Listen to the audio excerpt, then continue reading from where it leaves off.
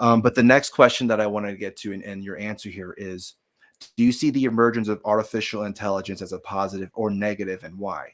And so you said that we're not being controlled yet, and some people do see AI as, well, once AI takes full control, that's it. Um, so your answer is that you see the emergence of AI as a positive. It will cheapen what needs to be discounted and raise the value of things that are rare, and the content I spoke of will become commonplace as it becomes easier to create and thus of little value. But good content, it will become highly prized. Yes, there will be plenty of ways that AI powered fill in the blank can optimize a business, a process, a lifestyle for time, profitability, whatever. But how to take these tools and apply them to specific situations, this strategic decision making, this human ability to critically assess and virtuously act, will be valued above all the tools themselves. It already is. So, and I'll correct me if I'm wrong here. Um, so like that first part, it will cheapen what needs to be discounted and raise the value of things that are rare. So just like a brief kind of dive in on that one. What do you think needs to be discounted, and what things that are rare need to be valued more? I mean, anything that can be pornographied needs Mhm. to get even cheaper. It like the um like the hyper realism, the hyper like I don't know how to describe this other than like dopaminization Yeah. of the internet. It like I mean it's like poison because kids get on this from the very earliest ages, and then they're just brought from one um, just like fire hose of sludge to the next, which is like hyper tuned to give them dopamine shots 24 hours a day. And like there comes a point when it will be so prevalent, it will be so much that people will just have enough. That people will Mm. say, I want out of this. It's like it's like an alcoholic. They either get to the point where they drink themselves to death or they say, I can't live like this. And I want more people to get to the stage where they say, I can't live like this. I can't live my life off of a phone. I can't Mm. live my life through a computer screen. I can't live vicariously through my video games or through my pornography or through my influencers or through my news feed or through my Twitter account or anything like that. You have to live as a human being is meant to live. And we're just not meant to live like this. So then the things that are rare, having children, Mm. I mean, it's something that I've seen literally in 10 years go from something where it is an L to have kids to being a huge dub if you were able to convince somebody to have a kid with you. Um, and that's how it should be. People once they're surrounded by garbage, you eventually recognize the garbage and say, I want something more than this. Like that feeling needs to be awakened again in people. We can't be living in this in between where there's this pixelated veneer over our entire existence. And so the only way to get out of that, I believe, is for it to accelerate and for it to just be like, let's just even just take like an economic example to just kind of round out this point. Moving to remote work is great, all right? Like to work off of computers and to make money by communicating on these computers and by building things on these computers for consumption off of these screens and other, computers is great, awesome. It's not for everybody. Mm. During COVID, everybody thought it was going to be for everybody. We can now work from home, still make great money, and work off of computers. And what they really thought by that was we're not actually going to work. And pretty soon, what usually happens in business, people look at the expenses and they see the profit and they say, okay, this isn't working out. And we don't need all these people, because the very high production people who are good at working on computers, making things on the computers for people who are using the computers, they get to stay. They will work remotely. Most of them already were. Um, and then we're going to just pay them more so that they'll keep doing it for us. And so those jobs become better. Everyone else's jobs go away. So people then are faced with an existential question. Okay, I now no longer can work on a computer. I'm not going to be paid $100,000 or more salary being some, I don't know, product manager, customer success manager, or I mean, just, scores of these type of titles that you need basically like 2 or 3 people versus 200 people. Um, so like AI is just accelerating that move. I mean, people realize that when we went remote, how many things actually could be automated, how many tools existed. There was a ton of innovation that happened during COVID um, in the tech sector that that was like finally brought into existence, even in my own client circles, where I mean it's a bunch of conservative intellectuals. They went from like 2 people using Zoom to everybody using Zoom, for it becoming Hmm. mass adopted almost Wow. almost overnight because they had to. So Yeah. okay, great. Now that people have to find other jobs, they have to find other things to do with their time. They start to realize, wait a minute, I don't even like working on a computer. I don't even like this. What am I doing? Hmm. Selling software? What am I doing? Trying to help somebody like, pass numbers from one side of this spreadsheet to the other side of this spreadsheet, from one browser window to the next. I don't even like that. We then saw this revival, for instance, of interior design. People actually like start to renovate their homes to the point where like furniture and like high quality like goods for home repair, lumber. I mean, all this different stuff. Of course, you could say that there was supply chain issues and whatnot, but I'm saying to this day, it is a booming industry, mostly because a lot of women Hmm. um, lost their jobs, or at least like switched to some kind of part-time job, or by choice or by necessity or whatever, and then started to actually look at their homes and say, man, like I can actually do more with this. And they then turn to these different hobbies, things that actually make for nice homes, nice communities, nice, I mean, like, cooking. Hmm. If like no one knows how to cook, we're Yeah. gonna lose all of our like food memory. We're gonna forget how to do certain recipes. We're gonna just be eating like the slop that's served from us from fast food trials for the rest of our life. And who wants to do that? Whereas like if people know how to cook and then put the time and the effort into it, things like, hey, I need better ingredients. How come our ingredients in the United States are awful, whereas when you go to Europe, they have great ingredients?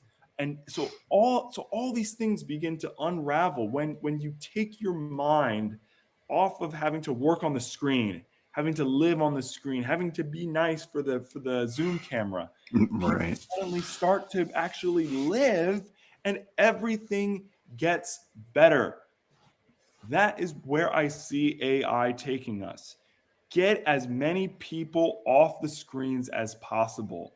Hmm. Automate as much things on these things right here as possible, so that only the people who really should be on these things are actually using these things. Everyone else is living life in the real world. Of course, there's going to be people who fall down the rabbit hole, who basically like love to be in the matrix. They say, feed me the bugs, put me in the pod. This is where I want to go. Tons of people, they're already doing it. They say, you know what, I'm going to quit and I'm going to go on disability. I'm Yeah. going to make up some reason why I'm on disability. I'm going to move to a blue state where I can get easier Medicaid and have all these different programs and whatnot. I'm a perfectly healthy person. I just don't want to work anymore. I want to sit, I want to play my video games, or I want to watch my porn or my Netflix shows and eat my pork rinds and rot away waiting for death to take me. Let those people go. AI them on their way. So how do you see AI influencing politics then? Because you really went on a deep dive on how it could influence the culture and how, like you were saying, I mean, let's just be real here. You're pretty much saying that women should be women and men should be men, and they don't have to worry about going on a computer. Whoa, you're putting words in my mouth here, bro. I never said women should be women. What? Don't live on a screen for 24/7. Now, nowadays, I mean, we have our phones, we have a computer, and like you were saying, people at work use Zoom, and that's how they communicate with everybody. That's great. Um, Now this can also, and maybe I'm reaching here, but this could be like a one of those high trust society things too, because you can live in a high trust society, right? But then if everybody is actually living and not just being on their phones all day, that could be another piece of the puzzle that, okay, I live in this community that everybody is living their life where you see, men are chopping wood and women are cooking and all this stuff. And I mean, that'd be great. But that's not that's probably not going to happen within the next 5-10 Right. years. That's not going to happen. You might Let's be just be real here. surprised, but right, Yeah. yeah. For the most part, I guess I should say, for the most part, it probably won't happen. Maybe in some small communities, or whatever, but New York Yeah. City, forget about it. Forget about it. Yeah. But okay, so like you ask about politics, right? And Right. politics is like the big question here, because yeah, you could have someone living in a pod and they can still vote, and they'll just Oh vote for yeah. the person who makes the pod as comfortable as possible. They'll just vote for the person who makes the bugs, have just a little bit more, glucose and sodium and soybean oil, so that feels better to shove it down their gullet. And like, that's the danger of a democracy. This is why we're a republic. But yet you can have people who in a Republican government, yeah, can like vote for representatives who they can make themselves look however they want on the internet, and make their opponents look bad on the internet. But once people start to check out, um, people will value the ground game more. People will value smaller government. They will value the people who live in their districts. Um, Look, I've worked on like national campaigns. Mm. People running for Congress, people running for the Senate, and in a consultative capacity, not like actually on the campaigns. I'm not like that kind of guy.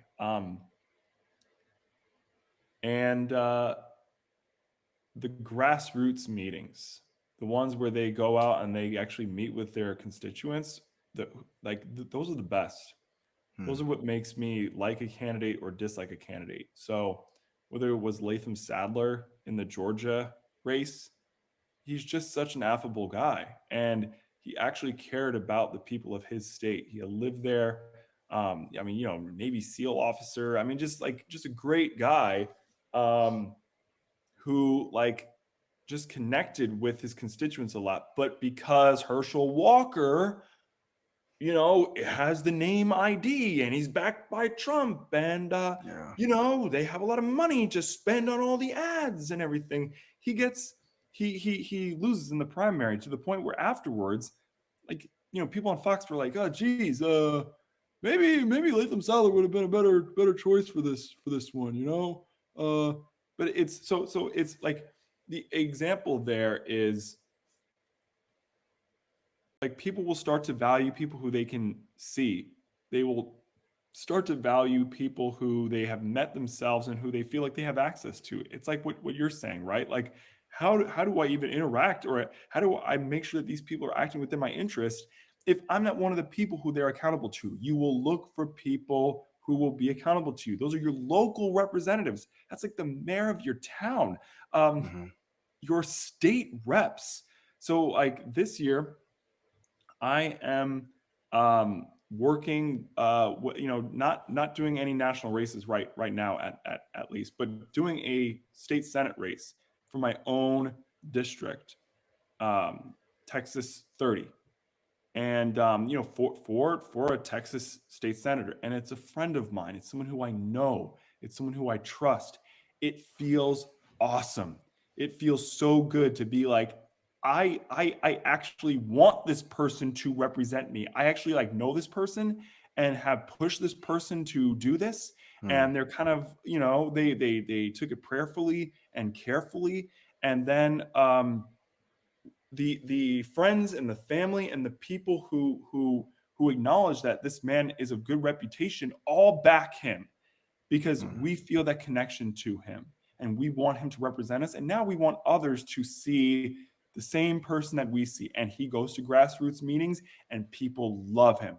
They're, wow, awesome, this is who we want to represent us.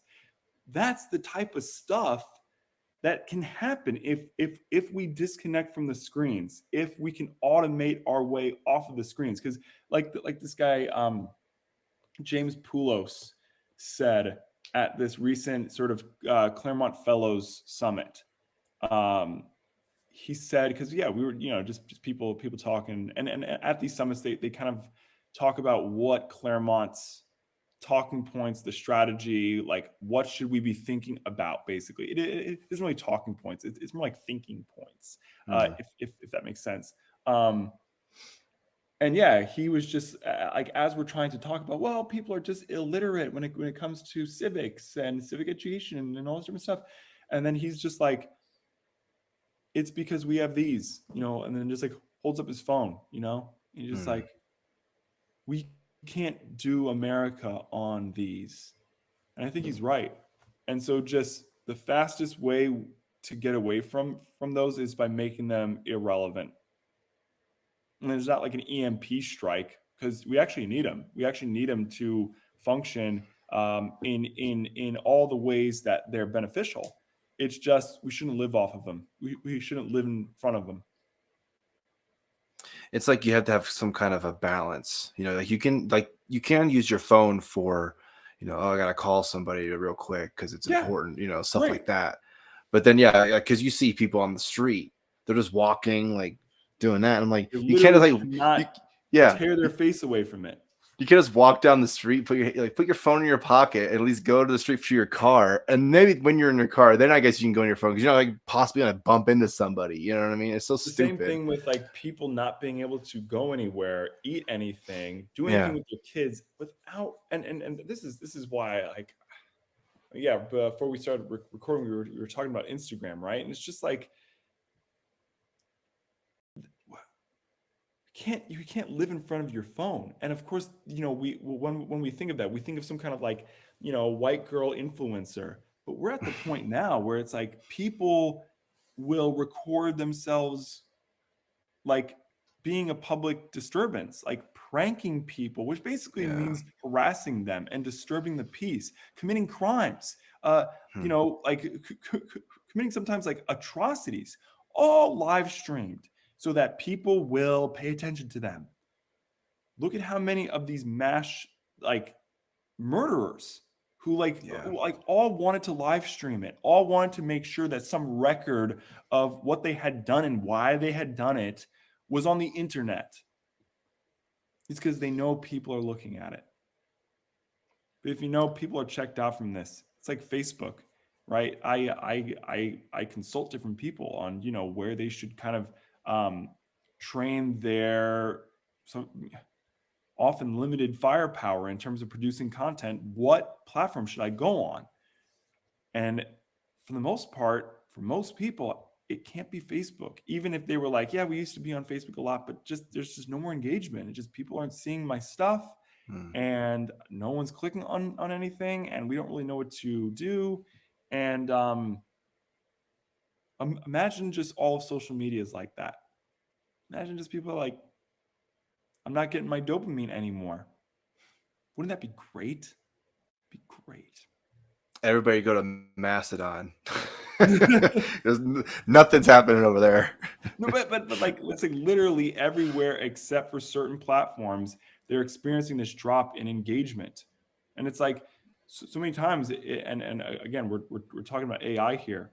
If AI becomes to the point where people can literally like generate in real time, practically, like canned statements and generate selfies of themselves and like filter things and like pull up facts and whatever, like all these things, all these activities that used to be the fun things to do on social media, which was like flirt, argue, joke, all that's gonna go. Like nothing's gonna be fun like that anymore because like everything it's just bots talking to Yeah. each other. Who wants that? Yeah, and just to kind of go back to something you had said before about how you are consulting a friend of yours running for a state representative position there where you're at. That also kind of goes along with what I was saying with where you want the people in power that you know, because if your friend, like say they win and they do something that you don't like, you're gonna let them know, hey, I didn't like what you voted for such and such. I didn't like that. So I still my trust kind of broke a little bit after that. So now I used to be 100%, now it's 85%. So you Yeah, better watch out because the more I distrust you, the more you're out of here. Like you and you're actually have, and yeah. yeah, you're more susceptible to do that as opposed to someone you don't know. Because I mean, yeah, you don't like them, whatever, and you can trust them and all that. But if it's like a friend, like an actual person you've known for a while, a long Right. time, then that's like a much painful type of a distrust if that does happen. So that's kind of I just wanted to make that point on that regard. I I I think you're totally right though, dude. Like this is the way that America was supposed to be. You were supposed to have personal connections with your representatives. You were Yeah, you were supposed to um there was this feeling of like voting as a community rather than just voting purely as like an individual. It was like voting as a family. yeah, Um unintended consequences of different amendments to the Constitution, and here we go. Um, like the woman's right to vote. Suddenly it became, well, now it's two votes rather than one vote. It means that like you're like not having to talk about these things in order to like reach a joint decision. You both have your own vote, and so whatever you feel like is good and great, well then that's what you get. It's the same thing with having fewer representatives. It's the same thing with like not actually having a true electoral college system like was intended by the founders. It's you actually have less representation when you have more democracy. If hmm. there is such a thing as too much democracy, because then you actually lose the representative power that comes through a classical republic, which is what the founders drew up the United States to be.